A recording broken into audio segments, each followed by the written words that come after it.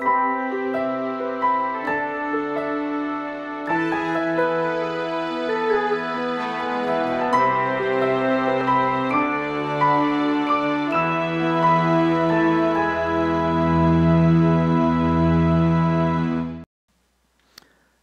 dia, queridos irmãos e amigos da Igreja Batista Betel de Bauru. Como eu costumo dizer, vocês aí é outro nível. Mas é um prazer a gente estar participando, né, junto com outros parceiros da Betel. E a Monte das Oliveiras é convidada para isso e a gente se sente muito honrado. E eu falei nas duas anteriores que nós gravamos sobre as marcas de um cristão maduro, um assunto que nós estamos estudando aqui na Monte das Oliveiras. E hoje nós vamos falar sobre essa terceira marca, que um cristão maduro, ele tem poder, ele tem controle sobre a sua língua.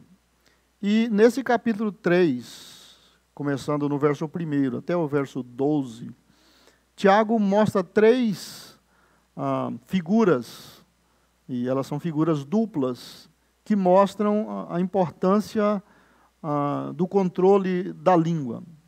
Na primeira figura, ele fala sobre um freio para cavalo, né? Quem já montou sabe a utilidade, né? Um freio para o cavalo e o leme para o navio. O tamanho de um cavalo, a força que ele tem, e aquele freio é um instrumento tão pequenininho, mas por pressionar a língua do cavalo, obriga ele a ser domado e a obedecer às instruções e à direção que é dada. E um navio, embora tão grande, tem navio aí é quase o tamanho de um quarteirão ou mais, e o leme, em relação ao tamanho do navio, é muito pequeno, mas ele manobra o navio tranquilamente. Tiago fala que assim é a língua, para controlar, para dirigir a pessoa. Então, um cristão amadurecido, ele sabe usar a sua língua e ele permite que ela seja um instrumento para dirigir para o caminho da bênção, para o caminho bom e não para o caminho errado. A língua sem controle é como um cavalo forte, não domado e sem o freio. Fatalmente ela vai causar problema para quem estiver ou montado ou querendo montar. E um navio sem leme vai causar desastre, vai causar acidente, é muito danoso. A outra figura que ele usa é do fogo e do veneno. Fogo e veneno. Uma dosezinha de veneno é suficiente para matar, é suficiente para fazer um estrago muito grande. Assim também como uma pequena fagulha bota em chamas uma cidade inteira, uma fazenda inteira.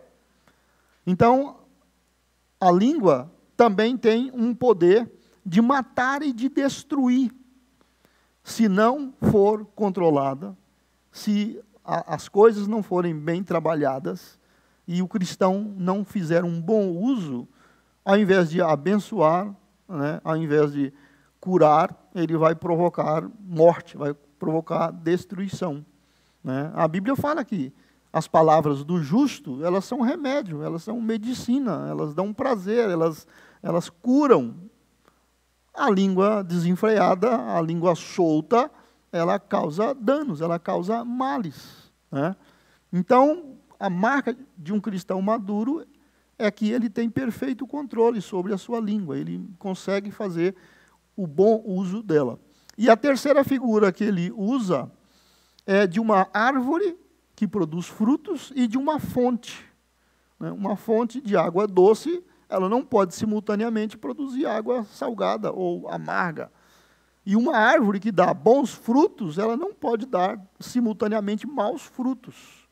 Então, um cristão maduro, ele é uma fonte de bênção, é uma fonte que sacia, é uma fonte, né, que dá prazer, né, que supre as necessidades, né, vitais de uma pessoa em necessidade. As palavras dele produzem vida, as palavras deles abençoam, refrigeram, né, e produz todo o bom efeito de uma fonte. A boca dele é como uma fonte. Como também a língua dele é uma árvore quando ele abre a boca, quando ele expressa, ele transmite coisas que realmente saciam, coisas que alimentam, coisas que dão prazer, que dão deleite. Então, nós queremos estimular os irmãos, né, a medir esse crescimento espiritual, a nível de maturidade. Né, como eu estou usando a língua, a minha língua. Como ela pode ser um instrumento, né, para bênçãos na igreja, na comunidade, na família. Né? Eu vou usar bem o freio e o leme, quando for necessário, segurar, direcionar. Né? Eu vou usá-la bem, não como veneno, mas como remédio. Eu vou usá-la como um fogo que aquece, né, e produz alimentação, e não como destruição, não como incêndio. Eu vou ser uma fonte de água doce, de água que abençoa, que refresca, e não uma fonte de água ruim, podre, com mau gosto e nociva, né, poluída. E também vou ser uma árvore abençoadora. Os frutos dos meus lábios abençoarão os irmãos, abençoarão a igreja, abençoarão o reino de Deus. Ela é para louvar a Deus, para glorificar a Deus. Essa é uma marca importante de um cristão maduro. E nós desejamos que vocês tenham condições de passar por esse período de quarentena que estamos passando. Não temos muitas noções ainda, embora já tenha um mês, mas vamos usar a nossa língua para facilitar essa convivência, né? Facilitar os relacionamentos. Né? Deus abençoe, um grande abraço, nós estamos sempre aqui à disposição para abençoar a vida de vocês.